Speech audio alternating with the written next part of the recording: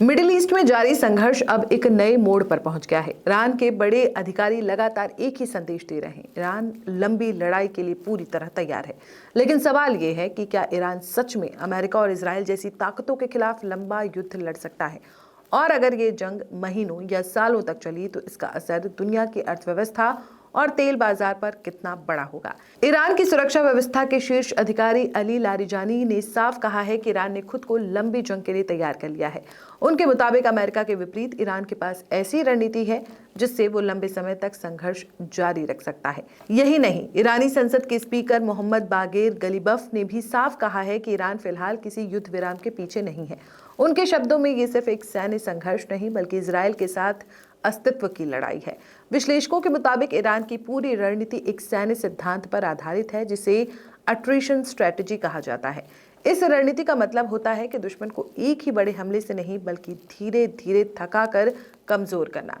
यही वजह है कि ईरानी बल लगातार इजराइल और मध्य पूर्व में मौजूद अमेरिकी सैन्य ठिकानों पर मिसाइल और ड्रोन हमले कर रहे हैं। इन हमलों के पीछे एक बड़ी रणनीतिक सोच भी छिपी है। अमेरिका के पास बेहद उन्नत एयर डिफेंस सिस्टम है, जैसे पैट्रियट मिसाइल सिस्टम और थर्ड मिसाइल डिफेंस सिस्टम। ये सिस्टम तकनीकी रूप से बहुत शक्तिशाली है, लेकिन इनकी सबसे बड़ी समस्या है महंगी लागत। कई बार ऐसा होता है कि एक सस्ते ड्रोन या मिसाइल को गिराने के लिए लाखों डॉलर की इंटरसेप्टर मिसाइल इस्तेमाल करनी पड़ती है। यानी ईरान के कम कीमत वाले ड्रोन अमेरिका और इजराइल के महंगे हथियारों को खर्च करवाते रहते हैं। ईरान के रक्षा अधिकारियों का दावा है कि देश के अंदर ही मिसाइल और ड्रोन का उत्पादन होता है। उनके मुताबिक ईरान की सेना मौजूदा रफ्तार से कम 6 महीने तक हाई इंटेंसिटी युद्ध जारी रख सकती है।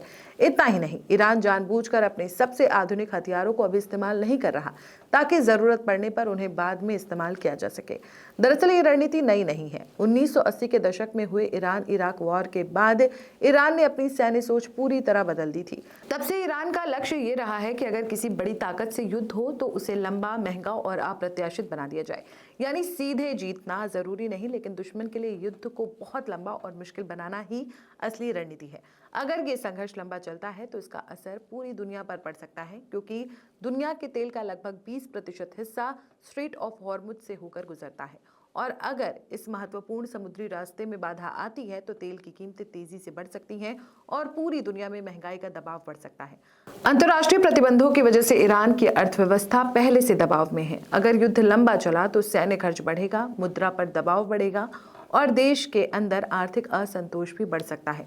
यानी साफ है कि मिडिल ईस्ट का ये संघर्ष सिर्फ एक सैन्य टकराव नहीं है, ये रणनीति, अर्थव्यवस्था और वैश्विक राजनीति का जटिल खेल है। अब सबसे बड़ा सवाल यही है, क्या ये जंग जल्दी खत्म होगी या फिर ये संघर्ष दुनिया को एक लंबे और महंगे युद्ध की तरफ ले जाएगा? आप इसको लेकर क्या सोचते हैं? कमेंट में जरूर बताएं। अगर ये रिपोर्ट पसंद आई हो तो लाइक, शेयर और चैनल को सब्सक्राइब जरूर करें। मिलते हैं अगली वीडियो में, तब तक के लिए नमस्कार।